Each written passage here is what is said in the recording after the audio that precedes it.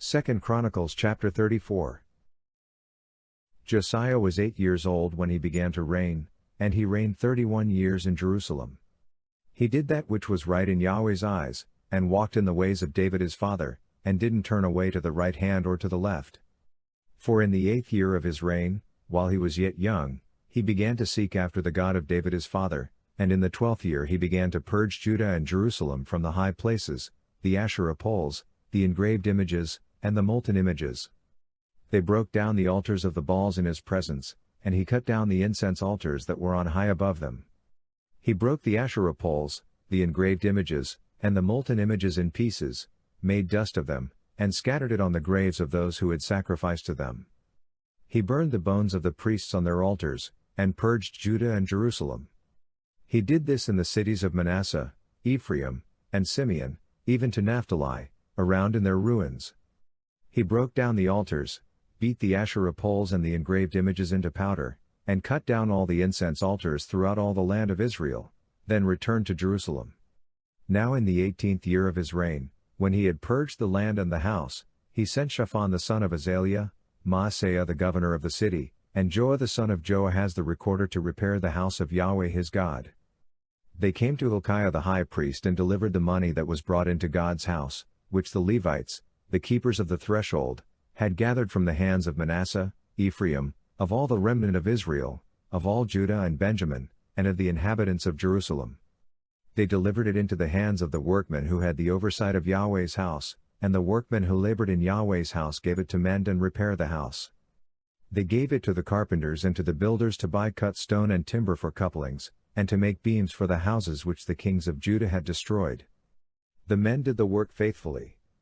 Their overseers were Jahath and Obadiah the Levites, of the sons of Merari, and Zechariah and Meshullam, of the sons of the Kohathites, to give direction, and others of the Levites, who were all skillful with musical instruments. Also they were over the bearers of burdens, and directed all who did the work in every kind of service. Of the Levites, there were scribes, officials, and gatekeepers. When they brought out the money that was brought into Yahweh's house, Hilkiah the priest found the book of Yahweh's law given by Moses.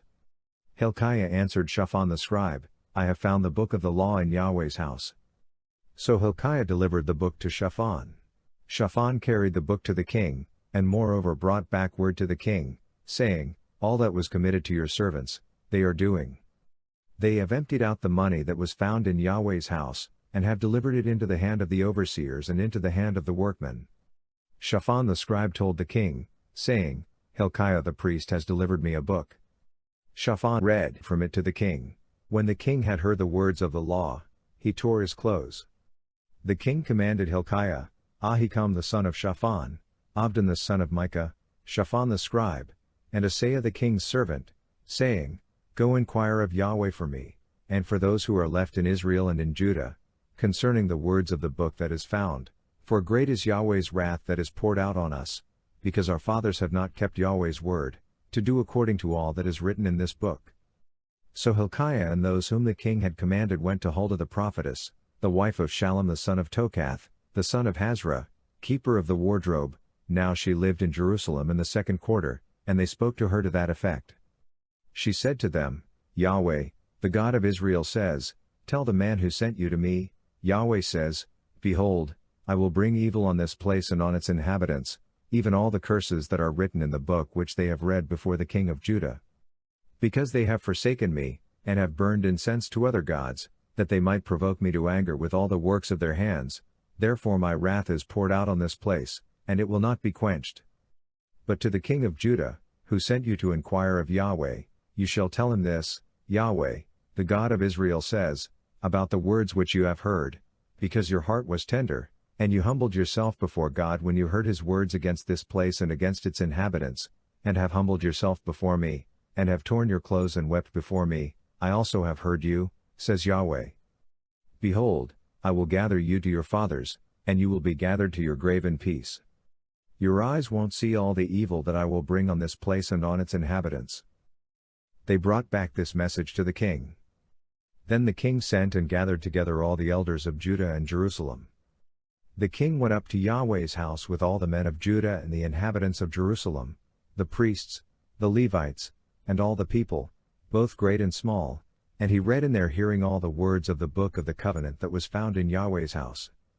The king stood in his place and made a covenant before Yahweh, to walk after Yahweh, and to keep his commandments, his testimonies, and his statutes with all his heart and with all his soul, to perform the words of the covenant that were written in this book. He caused all who were found in Jerusalem and Benjamin to stand. The inhabitants of Jerusalem did according to the covenant of God, the God of their fathers. Josiah took away all the abominations out of all the countries that belonged to the children of Israel, and made all who were found in Israel to serve, even to serve Yahweh their God. All his days they didn't depart from following Yahweh, the God of their fathers.